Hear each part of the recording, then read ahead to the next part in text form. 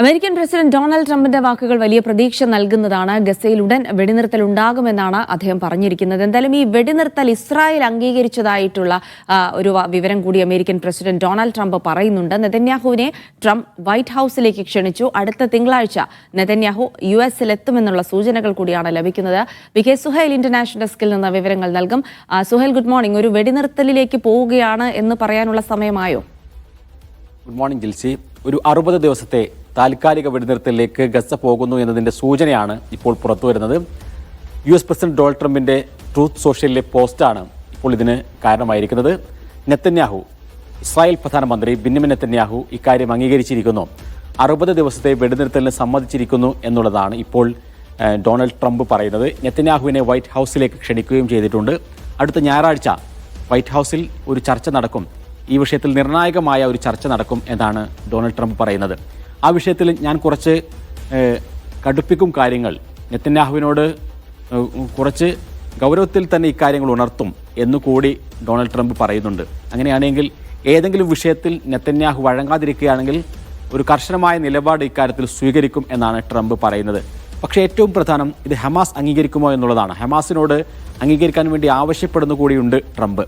പക്ഷേ ഒരു 60 ദിവസത്തെ വെടിനിർത്തൽ എന്ന് പറയുമ്പോൾ ഇതുവരെ ഹമാസ് പറഞ്ഞതിന് വിരുദ്ധമായ കാര്യമാണ് അത്. കാരണം ഇത്രയും കാലം ഈ വെടിനിർത്തൽ ഇങ്ങനെ നീണ്ടുപോകാനുള്ള കാരണങ്ങൾ ഒന്ന് ഹമാസിൻ്റെ നിലപാടാണ്. ഇനി വെടിനിർത്തുകയാണെങ്കിൽ അത് താൽക്കാലിക വെടിനിർത്തലാവരുത്, അത് സമ്പൂർണ്ണമായ യുദ്ധവിരാമമായിരിക്കണം എന്നുള്ളതാണ് ഹമാസിൻ്റെ ഒരു നിലപാട്. അക്കാര്യം അവർ ഖത്തർ, ഈജിപ്ത് എന്നീ പ്രതിനിധികളെ അറിയിച്ചിട്ടുമുണ്ട്. അവരുടെ ഒരു സമഗ്രമായ കാഴ്ചപ്പാട് ഇന്നലെ അറിയിച്ചു എന്ന് ഉസാമ ഹംദാൻ, ഹമാസിനെ മുതിർന്ന നേതാവ്, അറിയിക്കുകയും ചെയ്തു. അപ്പോൾ ഇപ്പോഴത്തെ ഒരു വെടിനിർത്തൽ വീണ്ടും ബന്ദികളെ വിട്ടുകിട്ടാനുള്ളൊരു തന്ത്രം മാത്രമായി അവശേഷിക്കുകയും 60 ദിവസത്തിന് ശേഷം വീണ്ടും യുദ്ധം പുനരാരംഭിക്കുകയും ചെയ്യുക എന്നുള്ളതാണ് കഴിഞ്ഞ വെടിനിർത്തലെല്ലാം നമ്മൾ കണ്ടത്. അപ്പോൾ ഈ ട്രംപ് ഇപ്പോൾ നൽകുന്ന ഒരു ഉറപ്പ് എന്ന് പറയുന്നത് ഈ ഒരു വെടിനിർത്തൽ 60 ദിവസത്തെ കാലയളവിനുള്ളിൽ യുദ്ധം അവസാനിപ്പിക്കാനുള്ള കാര്യങ്ങൾ ചെയ്യാം എന്നുള്ളതാണ്. പക്ഷേ നമ്മൾ കണ്ടതാണ് 2 ഘട്ടങ്ങളിലാണ് ഇപ്പോൾ വെടിനിർത്തിയത് ഗസയിൽ. ആ 2 ഘട്ടങ്ങളിലും ഇപ്പോൾ ആദ്യ സമയത്തുണ്ടായിരുന്ന, പ്രത്യേകിച്ചും ഈ മധ്യസ്ഥർ മുഖേന ഇസ്രായേൽ നൽകിയിരുന്ന ഉറപ്പുകളൊന്നും പാലിക്കാതിരിക്കുകയും ബന്ദികളെ വിട്ടുകിട്ടിയപ്പോൾ വീണ്ടും യുദ്ധത്തിലേക്ക് തിരിച്ചു പോവുകയും ചെയ്യുന്ന ഒരു സാഹചര്യം അതാണ് ഉണ്ടായത്. അപ്പോൾ 20ഓളം ബന്ദികളാണ് ഇപ്പോൾ ജീവനോട് കൂടി ഹമാസിൻ്റെ കൈകളിലുള്ളത് എന്നാണ് വിശ്വസിക്കപ്പെടുന്നത്. അങ്ങനെയാണെങ്കിൽ ആ 20 ബന്ദികളെയും വിട്ടുകൊടുക്കാൻ ഹമാസ് തയ്യാറാകുമോ? ഈ ഒരു 60 ദിവസത്തെ വെടിനിർത്തൽ എന്തൊക്കെ ഉപാധികളാണ് മുന്നോട്ട് വയ്ക്കുക എന്നുള്ള കാര്യങ്ങളെല്ലാം പുറത്തു വരാനുണ്ട്. പക്ഷേ എന്തൊക്കെയായിരുന്നാലും 60 ദിവസത്തെ വെടിനിർത്തലാണെങ്കിൽ പോലും ഇപ്പോൾ ഗസയിലെ സാഹചര്യം വെച്ചുകൊണ്ട് വളരെ അത്യാവശ്യമാണ് എന്ന് നമുക്ക് പറയേണ്ടി വരും. കാരണം GHF എന്ന് പറയുന്ന മരണക്കെണിയൊരുക്കി അവിടെയുള്ള ആളുകളെ മുഴുവൻ പട്ടിണിക്കിട്ട് കൊല്ലുകയാണ് ഇപ്പോൾ ഇസ്രായേൽ ചെയ്യുന്നത്. പ്രത്യേകിച്ചും കുഞ്ഞുങ്ങൾക്കുള്ള ബേബി ഫുഡ് അത് കരുതിക്കൂട്ടി തടഞ്ഞു വെക്കുന്നു. അങ്ങനെ പിഞ്ചു കുഞ്ഞുങ്ങളെ കൊല്ലാക്കൊല ചെയ്യുന്നു എന്നുള്ള റിപ്പോർട്ട് കൂടി കഴിഞ്ഞ ദിവസം പുറത്തു വന്നിരുന്നു. ഭക്ഷണത്തിൻ്റെ സാധനങ്ങൾ ഇങ്ങോട്ട് വരുമ്പോൾ അതിൽ ചെറിയ കുട്ടികൾക്കുള്ള ഭക്ഷണ സാമഗ്രികൾ മാത്രം പ്രത്യേകമായി തടഞ്ഞു വെക്കുകയും അങ്ങനെ കുട്ടികളുടെ മരണം ഉറപ്പാക്കുകയും ചെയ്യുക എന്ന വംശഹത്യാ പദ്ധതി വരെ നടപ്പിലാക്കുന്നു എന്ന് കഴിഞ്ഞ ദിവസങ്ങളിൽ വാർത്തകൾ പുറത്തു വന്നിരുന്നു. അതിനെല്ലാം ഒരു താൽക്കാലികമായിട്ടുള്ളൊരു വിരാമം ഈ ഒരു 60 ദിവസത്തേക്കെങ്കിലും ഉണ്ടാവുകയാണെങ്കിൽ അത് ഗസക്കാരെ സംബന്ധിച്ചിടത്തോളം വളരെ സമാധാനപരമായിരിക്കും. സുഹൈൽ, മുൻപ് നമ്മൾ ഇത്തരത്തിലുള്ള വെടിനിർത്തൽ നേരത്തെ കണ്ടതാണ്, കുറച്ച് ദിവസത്തേക്കുള്ള വെടിനിർത്തൽ. പക്ഷേ അതിനുശേഷം പൂർവാധികം ശക്തിയുള്ള ഇസ്രായേലിന്റെ ആക്രമണത്തെ കൂടി കണ്ടു. അപ്പോൾ ശാശ്വതമായ ഒരു വെടിനിർത്തൽ എന്ന ഹമാസിന്റെ ആവശ്യത്തെയാണ് ലോകം പിന്തുണയ്ക്കുന്നത്. പക്ഷേ അത് സാധ്യമാക്കാൻ ട്രംപിനെ കൊണ്ട് കഴിയുമോ? ഇപ്പോൾ നടക്കുന്ന വെടിനിർത്തലുമായി ബന്ധപ്പെട്ട് എന്തൊക്കെ ഫോർമുലകളാണ് ഇരു കൂട്ടരും അംഗീകരിച്ചത് തുടങ്ങിയ കാര്യങ്ങളിൽ കൂടി ഒരു വ്യക്തത വരേണ്ടിയിരിക്കുന്നു അല്ലേ? ഈ നെതന്യാഹുവിനെ കൊണ്ട് സമ്പൂർണ്ണ യുദ്ധവിരാമത്തിലേക്ക് എത്തിക്കുക എന്നുള്ളത് തന്നെയാണ് ട്രംപിൻ്റെയും ആഗ്രഹം എന്നാണ് നമുക്ക് മനസ്സിലാക്കാൻ സാധിക്കുന്നത്. പക്ഷേ ഇസ്രായേലിനുള്ളിലുള്ള ആഭ്യന്തര രാഷ്ട്രീയം അത് രണ്ടിൻ്റെയും വക്കിലാണ്. നെതന്യാഹുവിന് ഈ യുദ്ധം ഇങ്ങനെ അദ്ദേഹത്തിന് പറയപ്പെടുന്ന ലക്ഷ്യങ്ങളില്ലാതെ അവസാനിച്ചു കഴിഞ്ഞാൽ സ്വാഭാവികമായും വലിയ തിരിച്ചടികൾ ഉണ്ടാകും. പ്രത്യേകിച്ചും അഴിമതി കേസിൽ വിചാരണ നേരിടാൻ ഒരുങ്ങുകയാണ് നെതന്യാഹു. 3 അഴിമതി കേസുകളാണ് നെതന്യാഹുവിനെതിരെ ഉള്ളത്. അത് വരും ആഴ്ചകളിൽ സ്വാഭാവികമായും വിചാരണക്കെടുക്കേണ്ടി വരും. കുറേ കാലമായി യുദ്ധത്തിൻ്റെ കാരണം പറഞ്ഞ് നീട്ടി കൊണ്ടുപോവുകയാണ്. ഇനി അങ്ങനെ നീട്ടാൻ കഴിയില്ല എന്ന നിലപാടിലേക്ക് കോടതി പോയിട്ടുണ്ട്. അതേപോലെ തന്നെ ഈ യുദ്ധം അവസാനിപ്പിക്കണം, തെരഞ്ഞെടുപ്പിലേക്ക് പോകണം എന്ന് പ്രതിപക്ഷവും ആവശ്യപ്പെടുന്നു. ആ ഇടയിൽ യുദ്ധം നിർത്തിക്കഴിഞ്ഞാൽ വലിയ തിരിച്ചടി നെതന്യാഹു നേരിടേണ്ടി വരും. അതുകൊണ്ടാണ് 60 ദിവസത്തിന് ശേഷം വീണ്ടും യുദ്ധത്തിലേക്ക് മടങ്ങണം എന്ന് നെതന്യാഹു വിചാരിക്കുന്നത്. പക്ഷേ ഡൊണാൾഡ് ട്രംപ് വിചാരിക്കുകയാണെങ്കിൽ ഈ യുദ്ധം 60 ദിവസത്തിന് ശേഷം വീണ്ടും യുദ്ധവിരാമം കൊണ്ടുപോകാനുള്ള സാധ്യതകളുണ്ട്.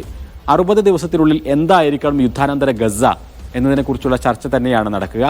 ആ ചർച്ചയിൽ ഹമാസിന് കുറേ നിലപാടുകളുണ്ടാകും, ഇസ്രായേലിനും കുറേ കാഴ്ചപ്പാടുകളുണ്ടാകും. പ്രത്യേകിച്ചും ഹമാസ് ഇല്ലാത്തൊരു ഗസ എന്നുള്ളതാണ് ഇസ്രായേലിൻ്റെ കാഴ്ചപ്പാട്.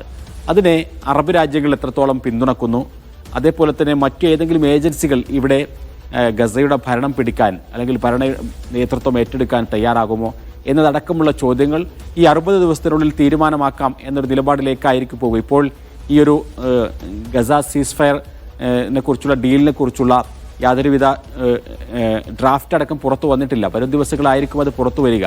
പക്ഷേ സ്വാഭാവികമായി നമ്മൾ കഴിഞ്ഞ വെടിനിർത്തലെല്ലാം കണ്ടതുപോലെയൊക്കെയുള്ള അതേ നിലപാടുകൾ തന്നെയായിരിക്കും ഉണ്ടാവുക. കാരണം ബന്ദികളെ ഹമാസ് വിട്ടുകൊടുക്കേണ്ടി വരും, അതിന് പകരമായി ആയിരക്കണക്കിന് ഫലസ്തീൻ തടവുകാരെ ഇസ്രായേൽ വിട്ടുകൊടുക്കേണ്ടി വരും. അതേപോലെ തന്നെ യുദ്ധാനന്തര ഗസ എങ്ങനെയാണ് എന്ന് ഈ 60 ചർച്ച ചെയ്യാം എന്നതടക്കമുള്ള കാര്യങ്ങളായിരിക്കും ഉണ്ടാവുക. ഏറ്റവും പ്രധാനം GHF എന്ന് പറയുന്ന മരണക്കെണി, അത് ഈ വെടിനിർത്തൽ കാലയളവിൽ തുടരുമോ ഇല്ലയോ എന്നുള്ളതാണ്.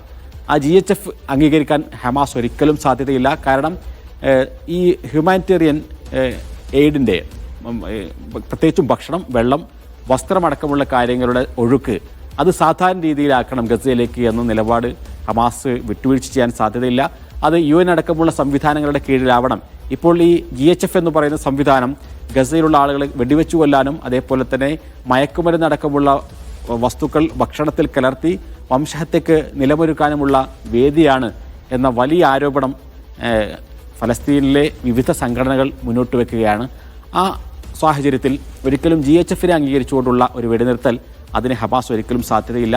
അങ്ങനെയാണെങ്കിൽ വീണ്ടും GHFനും ഇസ്രായേലി സൈന്യത്തിനും ഗസയിൽ നിന്ന് കെട്ടി പോവേണ്ടി വരും. ആ ഒരു നിലപാടിലേക്ക് ഇസ്രായേൽ സമ്മതിക്കുമോ എന്നടക്കമുള്ള കാര്യങ്ങൾ നിർണായകമാണ്. സുഹൈൽ, നമുക്കറിയാം ഇസ്രായേലിനെ സംബന്ധിച്ചിടത്തോളം ദീർഘകാലമായി ഗസയിലെ ഒരു ആക്രമണം തുടരുമ്പോൾ സ്വാഭാവികമായിട്ടും യുദ്ധം ചെയ്യാനുള്ള ഒരു രാജ്യത്തിന്റെ ശേഷി കുറഞ്ഞു വരും എന്നുള്ളത് ഒരു വസ്തുതയാണ്. പക്ഷേ അതിനപ്പുറത്തേക്ക് നെതന്യാഹുവിനെ സംബന്ധിച്ചിടത്തോളം അദ്ദേഹത്തിന്റെ ഒരു വ്യക്തിപരമായ താല്പര്യം കൂടിയായിരുന്നു യുദ്ധം എന്ന് പറയുമ്പോൾ. അപ്പോൾ ഒരു വെടിനിർത്തൽ, അദ്ദേഹത്തിന്റെ പ്രഖ്യാപിത ലക്ഷ്യങ്ങളൊന്നും നേടാതെയുള്ള ഒരു വെടിനിർത്തൽ, അത് അദ്ദേഹത്തിന് രാഷ്ട്രീയപരമായി പോലും ഗുണം ചെയ്യില്ല സ്വന്തം നാട്ടിലെന്നുള്ളത് കൊണ്ട് തന്നെ അത്തരത്തിലൊരു നീക്കത്തിലേക്ക് അദ്ദേഹം തയ്യാറാകുമോ എന്നുള്ളൊരു ആശങ്കയും ഉണ്ട്. പക്ഷേ കുറേയേറെ കാര്യങ്ങൾ മാറി മറിഞ്ഞിട്ടുണ്ട് എന്നുകൂടി നമുക്ക് പറയേണ്ടി വരും.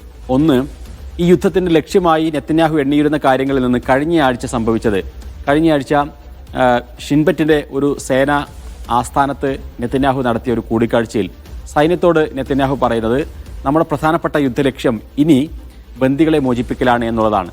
യുദ്ധം ആരംഭിച്ചതിന് ശേഷം ഒരിക്കൽ പോലും 20 മാസത്തിനിടെ ഒരിക്കൽ പോലും ബന്ദിമോചനമാണ് പ്രധാനപ്പെട്ട അജണ്ട എന്ന് നെതന്യാഹു പറയുന്നത് നമ്മൾ കേട്ടിട്ടില്ല. ഒന്നാമത്തെ അജണ്ട ഹമാസിനെ ഇല്ലാതാക്കുക, നശിപ്പിക്കുക എന്നുള്ളതാണ്. രണ്ടാമത്തേത് ഗസയിൽ നിന്നും ഒരു ഭീഷണി ഇനി ഇസ്രായേലില്ല എന്ന് ഉറപ്പാക്കുകയാണ്. മൂന്നാമത്തേതായിട്ടാണ് എപ്പോഴും നെതന്യാഹു ബന്ദിമോചനം എണ്ണാറുള്ളത്. അതുകൊണ്ട് തന്നെ ഈ ഒരു മാറ്റം നെതന്യാഹുവിനെ ഈ യുദ്ധം അവസാനിപ്പിക്കുന്നതിലേക്ക് പോകുന്നു എന്ന സൂചന നൽകിയ അന്താരാഷ്ട്ര വിദഗ്ധരുണ്ട്. മറ്റൊന്ന്, ഈ സൈനിക നേതൃത്വത്തിന് ഈ യുദ്ധം അവസാനിപ്പിക്കണമെന്ന വലിയ ആഗ്രഹമുണ്ട്. അതൊരിക്കലും ഇനി നീണ്ടുപോകരുത്. എന്തിനു വേണ്ടിയാണ് ഈ ഇസ്രായേലി സൈനികരെ ഗസയിൽ കൊണ്ടുപോയി കൊലക്ക് കൊടുക്കുന്നത് എന്ന് പ്രതിപക്ഷം ചോദിക്കുന്നു. സൈന്യത്തിനുള്ളിലെ ഒരു വിഭാഗം ചോദിക്കുന്നു. സൈന്യത്തിലെ വലിയ ശതമാനം ആളുകൾ ഇനി ഗസയിലേക്കില്ല എന്ന് പറയുന്ന ആളുകൾ കൂടിയുണ്ട്.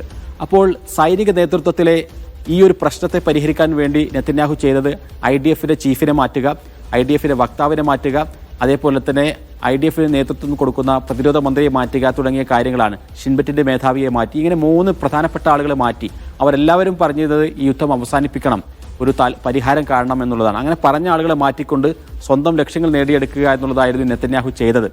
ഇപ്പോൾ അതിന് പകരം വെച്ച ആളുകളും ഇതേ വാക്കുകൾ ഉദ്ധരിക്കാൻ തുടങ്ങിയിരിക്കുന്നു, പറയാൻ തുടങ്ങിയിരിക്കുന്നു എന്നുള്ളതാണ് നെതന്യാഹുവിനെ സമ്മർദ്ദത്തിലാക്കുന്നത്.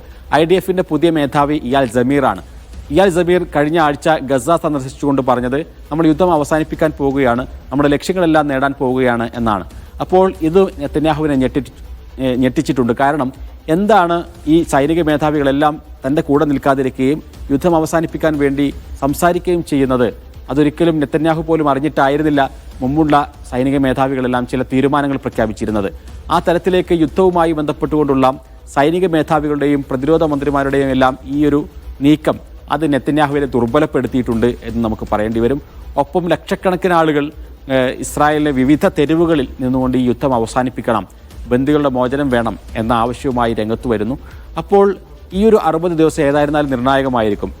ഈ ഡൊണാൾഡ് ട്രംപിന് ഇറാൻ ഇസ്രായേൽ യുദ്ധം അവസാനിപ്പിച്ചപ്പോൾ കിട്ടിയ ഒരു ഊർജ്ജമുണ്ട്. കാരണം അതോടുകൂടി കുറച്ചുകൂടി നെതന്യാഹു ദുർബലനായി എന്നൊരു തോന്നൽ ആഗോള രാഷ്ട്രീയത്തിലുണ്ടായിട്ടുണ്ട്. ഡൊണാൾഡ് ട്രംപ് നെതന്യാഹുവിന് ഈ യുദ്ധം അവസാനിപ്പിക്കാൻ, ഇറാൻ ഇസ്രായേൽ യുദ്ധം അവസാനിപ്പിക്കാൻ നെതന്യാഹുവിൻ്റെ കൂടി താല്പര്യങ്ങൾ ആ വിഷയത്തിൽ ഉണ്ടായിട്ടുണ്ട്.